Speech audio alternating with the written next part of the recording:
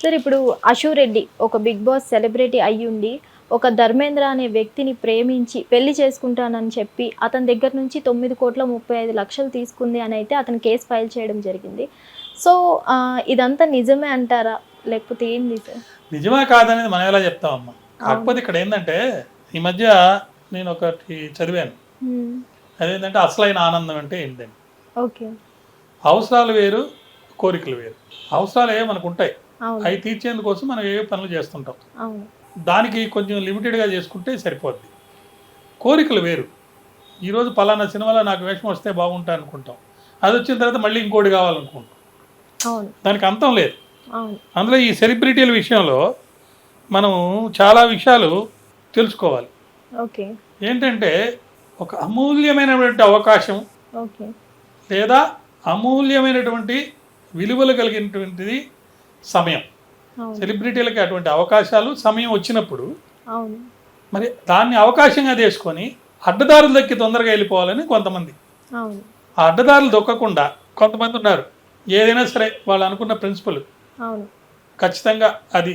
మరి నేను ఈ మధ్య ఒక రాధిక అనే హీరోయిన్ అమ్మాయి అసలు ఆ వేషం వేస్తే, కొత్త వేషం వేసింది ఒకటి, చూసుకుంటారు మీరు బహుశా, ఓల్డ్ ఏజ్ లంబాడి అమ్మాయి కదా ఏదో వేసి, ఆమెకి ఎన్నో ఇబ్బందులు, ఎన్నో కష్టాలు పడుతుంది. ఇప్పుడు దీంతో మళ్ళీ సెలబ్రిటీ అయింది అంటే సెలబ్రిటీగా మరొక కిరీటం వచ్చినట్టే. సో అట్లా అడ్డదారులు తొక్కకుండా తన వ్యక్తిగతటువంటి స్వాతంత్రాన్ని ఎక్కడ ఎవరికి లొంగకుండా ఖచ్చితంగా ఉండి చేసుకుని పోయేవాళ్ళు విజయాలు సాధించారు. ఈ అడ్డదారులు తొక్కడం అనేది సౌకర్యాలు, కోరికలతో పాటు సౌకర్యాల కోసం. అవసరాలు వేరు, సౌకర్యాలు వేరు. ఇప్పుడు మన దగ్గర డబ్బులు లేవు, డబ్బులు లేనప్పుడు నార్మల్ హోటల్లో దిగొచ్చు.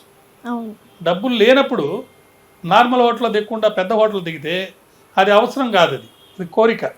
కోరికల్లో కూడా విలువైన కోరిక. మరి అటువంటి విలువైన కోరికని నువ్వు చేసినప్పుడు, ఆ అడ్డదారులు దొక్కినప్పుడు ఖచ్చితంగా ఈ కోరికలు అనేవి అనంతం కాబట్టి కష్టాలు అనేవి ఖచ్చితంగా వస్తాయి. ఆ కష్టాల్లో భాగమే ఇటువంటి కేసులు. ఈ కోరికలు తీర్చుకునే మార్గంలోనే ఇలాంటి తీర్చడంలో కూడా ఇప్పుడు ఏదో ఒక మెయిన్ గోల్ ఉంటుంది.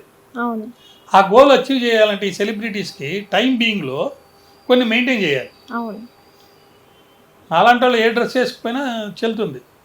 ఇప్పుడే ఒక మేకప్ లేకపోతే ఒక డ్రెస్ కోడ్ డ్రెస్ తయారు చేస్తారు కదా లేడీస్కి, టైలర్, ఫ్యాషన్ డిజైనర్ అనుకోండి, ఆమెను అడిగారు ఏంటంటే జగన్ గారు సింపుల్ డ్రెస్లో చొక్కా ఒక ప్యాంట్ వేసుకొని తిరుగుతున్నారు, సీఎం కదా ఆయన, అలా ఉండాలి కదా అని అంటే దానికి సమాధానం ఆ ఫ్యాషన్ డిజైనర్ చెప్పింది. ఆయన ఒక స్థాయి దాటిపోయాడు, ముఖ్యమంత్రి కూడా అయిపోయాడు, అందరికీ రికగ్నైజ్ అయ్యాడు. కాబట్టి ఆయన ఏ డ్రెస్ వేసారు అనేది నాట్ దట్ మచ్ ఇంపార్టెంట్. కాబట్టి అందుకని సింపుల్ వేలో ఉన్నారు. ఈ సెలబ్రిటీలకి నేను ఇచ్చే సలహా కూడా ఏంటంటే, నువ్వు ఎంత సింపుల్గా ఉంటే సెలబ్రిటీ అయ్యి ఎన్నో ఘనకార్యాలు విజయాలు సాధించిన గొప్ప వాళ్ళందరూ కూడా సింపుల్ లైఫ్నే కోరుకున్నారు. అటువంటిప్పుడు ఇటువంటి కష్టాలు అనేవి రావు.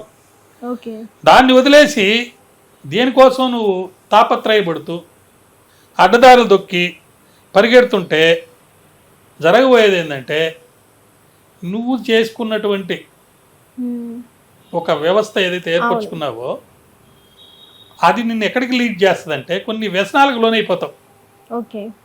ఆ వ్యసనాలకు లోనైపోవడం, ఆడంబరాలు.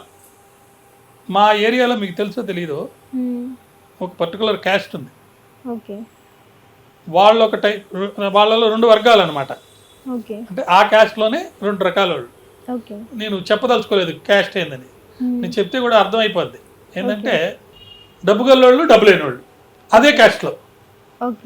డబ్బు గల్ల ఆమె ఒక రైకి కొనుక్కోవాలనుకోండి, రైకి ఖరీదు 50 రూపాయలు అనుకుందాం, లేకపోతే 100 రూపాయలు. ఆ రైకి కొనుక్కోవడానికి పోయేటప్పుడు 10 మంది అమ్మలక్కలను పిలుస్తుంది, వీళ్ళందరికీ పార్టీ ఇస్తుంది. రైకులు కొనడానికి పోతున్నారు రమ్మని, ముందు కాఫీ టిఫిన్లకు 1000 రూపాయలు అవుతుంది. తర్వాత మళ్ళీ రిటర్న్ వెళ్ళేటప్పుడు ఏదో నచ్చిందని వాళ్ళ ముందులో పోతులు చూపించాలి కాబట్టి ఇంకొక 1000 రూపాయలు పెట్టి ఖర్చు అవుతుంది. తీరా అక్కడ అన్ని షాపులు తిరిగి ఒక 4-5 గంటలు అయిన తర్వాత ఆ కొన్న రేకు వాల్యూ 100 రూపాయలే. ఓకే. 100 రూపాయలు రేకు కొనడానికి 1000 రూపాయలు ఖర్చు పెట్టే అవును. ఒక పరిస్థితి ఆడంబరమే. అవును. కొంతమంది అదే దాంట్లో మళ్ళీ ఇంకొక అదే క్యాస్ట్లో ఇంకో చిన్న ఒక తెగ, ఓకే. నేను ఆ క్యాస్ట్ పేరు చెప్పదలుచుకోలేదు కాబట్టి నేను ఈ విధంగా చెప్తున్నా మీకు. ఓకే. వాళ్ళు ఎలా ఉంటారంటే నేనేదో రైలు కొనుక్కోవడానికి పోతున్నానమ్మా, పోయి వస్తాను, ఇంటికి తాళం వేసిపోతున్నాను, తాళం నీ దగ్గర పెట్టుకో రమ్మని కూడా పిలవరు పక్కన. ఓకే. వీళ్ళే వెళ్తారు, 4 షాపులు తిరుగుతారు. 100 రూపాయలది ఎప్పుడో మ్యానుఫ్యాక్చర్ చేసి ఉంటుంది, 50% ఎక్కడ ఇస్తుందో చూసుకుంటారు. దాని మీద మళ్ళీ ఒక 10% ఎక్కడో చూసి వచ్చి 100 రూపాయలు 20 రూపాయలు కొనుక్కొని వచ్చి వచ్చేటప్పుడు ఆ 100 రూపాయల స్లిప్ మట్టు కట్టే తెచ్చుకొని 100 రూపాయలని నేను 100 కొనాలని చెప్పి చెప్పుకుంటారు. అట్లా ఆడంబరాలకు పోయేవాళ్ళు ఉంటారు, ఆడంబరాలకి పోని వాళ్ళు ఉంటారు. ఇప్పుడు ఈ ఆడంబరానికి పోయినప్పుడు ఏమవుతుంది, ఆ తాపత్రయంతో పరిగెట్టి పరిగెట్టి పరిగెట్టి ఈ వ్యసనాల వల్ల స్థిరచిత్తం లేకుండా చిక్కులు ఇరుక్కుపోతారు. ఇటు కేసులు కావచ్చు, లేదా పర్సనల్ లైఫ్లో వచ్చే కష్టాలు కావచ్చు. స్థిరచిత్తం లేనప్పుడు ఏమవుద్ది, ఈరోజు ఉదయం ఒక పాఠం చదివాను, నువ్వు ఈ రోజంతా ప్రశాంతంగా ఉండాలంటే ఉదయాన్నే ప్రణాళిక రచించుకోవాలి, ఎన్ని గంటలకు ఏం చేయాలి. అలా రచించుకొని ముందుకు వెళ్తుంటే ఆ ప్రణాళికాబద్ధంగా నువ్వు రోజంతా ప్రశాంతంగా గడిచిపోద్ది. లేకపోతే అన్ని కష్టాలు, అన్ని ఇబ్బందులు, అన్నీ ఇదే. కాబట్టి వీళ్ళకి నేను సెలబ్రిటీకి నేను చెప్పేది అంటే అమూల్యమైన సమయము మీకు వచ్చింది, అవకాశం వచ్చింది కాబట్టి సద్వినియోగం చేసుకోవాలంటే మీరు అనుకున్న విజయం సాధించేదానికి సాధనతోటి సాధించండి. మంచి సాధనతోటి ముందుకెళ్తే తప్పకుండా ఆ సాధనని మీ అభిమానులు మెచ్చుకుంటారు, ఇంట్లో వాళ్ళు మెచ్చుకుంటారు, ఆ భగవంతుడు కూడా మీకు కరుణా కటాక్ష అనుగ్రహాలు ఇస్తారు. అలా కాకుండా పెళ్లి చేసుకుంటానో, లేదా స్నేహంగా ఉంటానో, లేదా ఇంకొక పద్ధతిలోనో ఒక దగ్గర డబ్బు ఇంకో దగ్గరికి రావాలంటే ఏదో విధంగా మాయ మాటలు చెప్తేనే ఇస్తారు, కానీ లేకపోతే ఎందుకు ఇస్తారమ్మా, ఇవ్వరు కదా.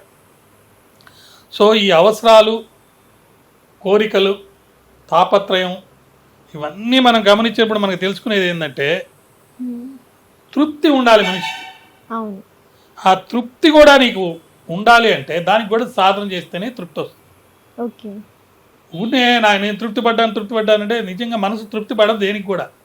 నీ కోరిక తీరేంత వరకు అది లాగుతానే ఉంటుంది. అలాంటి పరిస్థితిని తప్పించుకోవాలంటే ఒక సాధనతోనే నువ్వు దాన్ని సాధించవచ్చు. అలా సాధన చేసి మంచిగా తృప్తిపడి విజయాన్ని సాధించామనుకో, అలా శాయశక్తుల ఎవరైతే కష్టపడి మంచి సాధనతో విజయాన్ని సాధిస్తాడో వాడికి అసలైనటువంటి ఆనందం వస్తుంది. ఆనందంతో పాటు సంతృప్తి కూడా వస్తుంది. అంటే ఈ సెలబ్రిటీస్ అందరూ వాళ్ళ గ్లామర్ని కాపాడుకోవడానికి, అలాగే గ్లామర్ ఉన్నప్పుడే ఏదైనా సాధించాలి అనే తాపత్రయంతో ఇదంతా చేస్తున్నారంటారా? ఇప్పుడు ఎందుకని నేను రాధిక ఇన్సిడెంట్ చెప్పింది, ఆ వయసు ఎంత, 2 పెళ్ళిళ్ళు, పిల్లలు అన్నీ జరిగి ఇప్పుడు ఆమె ఎవరికి గుర్తించలేని పరిస్థితి. అంటే సెలబ్రిటీగా గుర్తిస్తారు. ఇప్పుడు ఫిలిం ఫీల్డ్లో మగవాళ్ళకు ఉన్నంత వయసుతో సంబంధం లేని ఇష్యూలు ఆడవాళ్ళకి అలా కాదు, వాళ్ళు లుక్ అంతా బాగా కనపడితేనే. అదే రాధిక గారి విషయంలో మొన్న వచ్చిన ఆ క్యారెక్టర్ తోటి లంబాడి ఏదో క్యారెక్టర్ చేసింది అమ్మాయి, సో మళ్ళీ పేరు ప్రఖ్యాతులన్నీ వచ్చేసినాయి. సో అది సాధనతో వచ్చింది, సంతృప్తితో వచ్చింది. నువ్వు తృప్తిపడి ఆనందాన్ని కలిగినప్పుడు నీకు వచ్చిన ఆనందము సంతృప్తి కూడా కలిగిస్తుంది. కాబట్టి సెలబ్రిటీస్, మేము మన రేవ్ పార్టీలో అమ్మాయి అరెస్ట్ అయినప్పుడు ఆ విషయం మీద నన్ను ఎవరు అడిగితే కూడా చెప్పాను నేను. వాళ్ళు సెలబ్రిటీస్ అందరూ కూడా వాళ్ళ మీద ఒక బాధ్యత ఉంది. నేను మీతో ఇన్ని మాటలు చెప్పాను ఇక్కడ, పర్సనల్ లైఫ్లో వచ్చే అన్నీ నాకు ఇబ్బందికరమైన పరిస్థితుల్లో నేను ఉంటే నాకు చెడ్డ పేరే ఉంటుంది కానీ మంచి పేరు ఉండదు, నాకు అసంతృప్తి ఉంటుంది కానీ తృప్తి ఉండదు. కాబట్టి సెలబ్రిటీస్ వాళ్ళు వాళ్ళకు వచ్చిన అవకాశాలని సద్వినియోగం చేసుకొని వాళ్ళ మీద ఉన్న బాధ్యత ఏంటంటే నిన్ను ఎవరైతే అభిమానిస్తున్నారో, కొన్ని దిక్కల దేవుళ్ళలాగా కొలుస్తుంటారు. ఇప్పుడు ఎన్టీఆర్ని దేవుడు అనుకునే వాళ్ళు చాలా మంది ఉన్నారు. ఆయనే శ్రీకృష్ణుడు ఎవరంటే ఎన్టీఆర్ బొమ్మ చూపిస్తారు, అర్థమైందా. వాళ్ళ మీద ఏంటంటే బాధ్యత, వాళ్ళ పబ్లిక్ లైఫ్లో కానీ ప్రైవేట్ లైఫ్లో కానీ ఎక్కడా కూడా ఎవరు చెయ్యెత్తి వేలెత్తి చూపించేటట్టుగా ఉండకూడదు. మ్మ్. అదే నాగార్జున గారి విషయంలో నేను చెప్పడం జరిగింది. మన హైడ్రా వెళ్ళి డిమాలిష్ చేసినప్పుడు, మ్మ్. ఇప్పుడు డిమాలిష్ చేసి వదిలేశారు ఆయన్ని, అవును. తప్పది, ఇంకా చర్యలు తీసుకోవాలి. ఇన్ని రోజులు నువ్వు గవర్నమెంట్ స్థలం వాడుకున్నందుకు అవును. నీ దగ్గర డబ్బులు వసూలు చేయాలి, లీజ్ కిందనో ఎంతో కొంత అసెస్మెంట్ చేసి. అవును. కాకపోతే ఇప్పుడు ప్రస్తుతానికి ఆ క్లేసు కోజినట్టుగా ఏదో జరుగుతుంది. కానీ మ్మ్. ఇప్పుడు గవర్నమెంట్ స్థలం ఆక్రమించి నేను ఒక సెలబ్రిటీని కాబట్టి నేను ఆక్రమించవచ్చు అంటే ఎట్లా? అవును.